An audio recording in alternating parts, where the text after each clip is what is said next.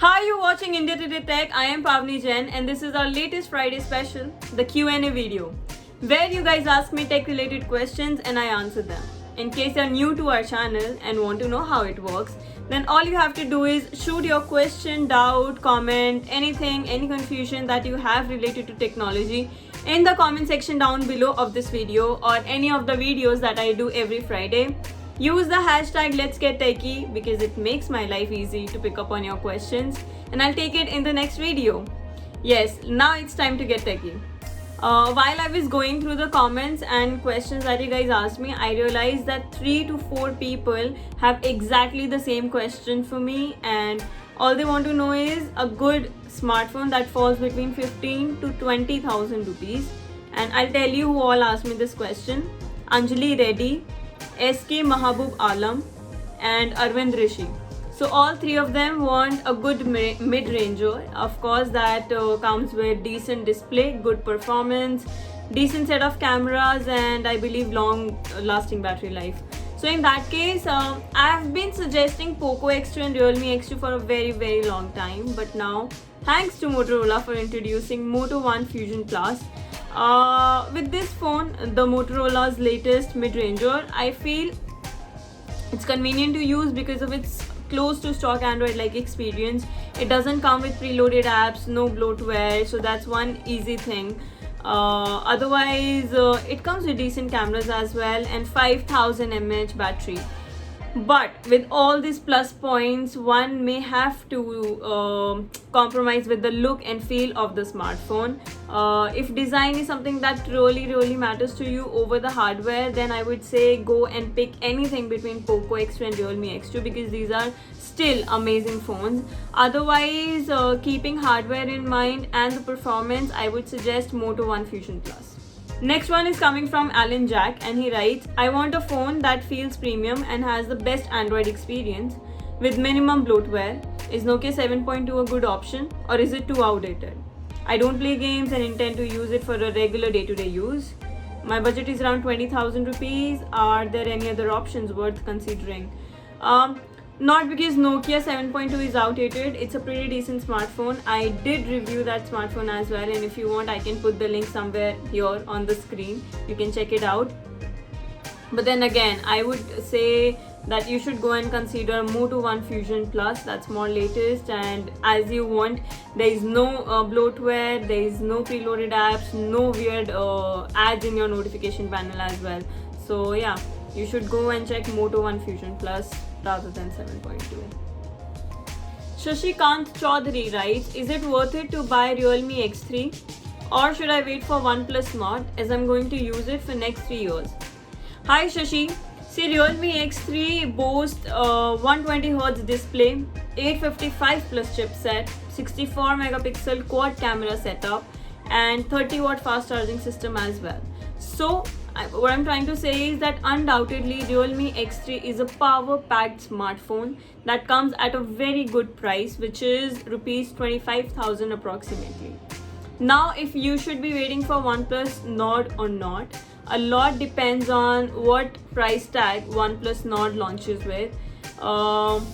Yes, so OnePlus may launch this smartphone on 21st of July, which is like really close. So I would suggest you to wait for it and then compare these two smartphones and decide. Don't worry, let the phone launch and then we can decide together for you which phone you should be investing your money in. So yeah, as of now I would say wait, hold on and do not spend your money in Realme X3. Let's wait for OnePlus Nord and see what the company has to offer.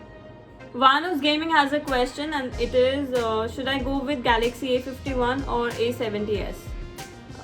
Galaxy A70s. Nikul Garchar writes, sorry Nikul if I mispronounce your name. The question is, should I buy a Poco X2? Is it worth it? Motorola One Fusion Plus has a pop-up camera. Is it a problem in the long term? What's your opinion? Hi Nikul. Whenever smartphone makers come with such features, for example pop-up mechanism, they always make sure that consumers don't have any problem when they use it for long term, because whenever you buy a new smartphone, of course you want your phone to run smoothly for at least 2 years, and that way they make sure that their features and mechanism is built really well. So if pop-up mechanism is the only concern for not buying Moto One Fusion Plus, then don't worry, you can go ahead with that phone, because Motorola hasn't compromised with the technical specs and hardware of the smartphone. It's just the look and feel of the smartphone that you can say isn't really premium. Otherwise, technical specs are amazing for Moto One Fusion Plus. Anurag Srivastava writes, using Samsung Galaxy J7 Prime and wanna change it finally. Which phone should I buy? Android or iPhone under budget of rupees 50,000? Okay, the model that you mentioned is really old. What's her name? Anurag. I'm sorry. So I am assuming that you don't change your phones very often. So in that case, I would say that you should be buying iPhone SE 2020, the latest iPhone that was launched. It will cost you less than 45,000 rupees, and the good part is that that phone will run smoothly for the next 3-4 years. So you don't have to worry about changing your phone again, maybe next year or in 2 years. Next question. Jaydeep Kapadia writes, kindly suggest me which phone is best under rupees 40,000. Is it Samsung Galaxy Note 10 Lite or OnePlus 8? Jaydeep, close to that price bracket, I would pick OnePlus 8 because I personally prefer Oxygen OS over One UI. Now I'm taking today's very last question, guys, and it is from Pratap Kumar, who writes, best camera phone up to 25,000 rupees. Okay. At that price point, two phones comes into my mind. One is Realme X3, which was recently launched. It boasts 64 megapixel quad camera setup, and other one is Samsung A51, but I wouldn't suggest that smartphone. So, but yeah, if you want to save some more money, then I would say buy Poco X2, because Poco X2 also features a 64 megapixel quad camera system, and it comes with Sony image sensors. So yes, you don't have to spend 25,000 rupees if camera is the only priority. You will be okay with Poco X2. So guys, with that, I'm wrapping up with today's video. Thank you for watching it. If you like it, do not forget to give it a big fat thumbs up. Share this video with your friends and subscribe to India Today Tech. Stay home, stay safe.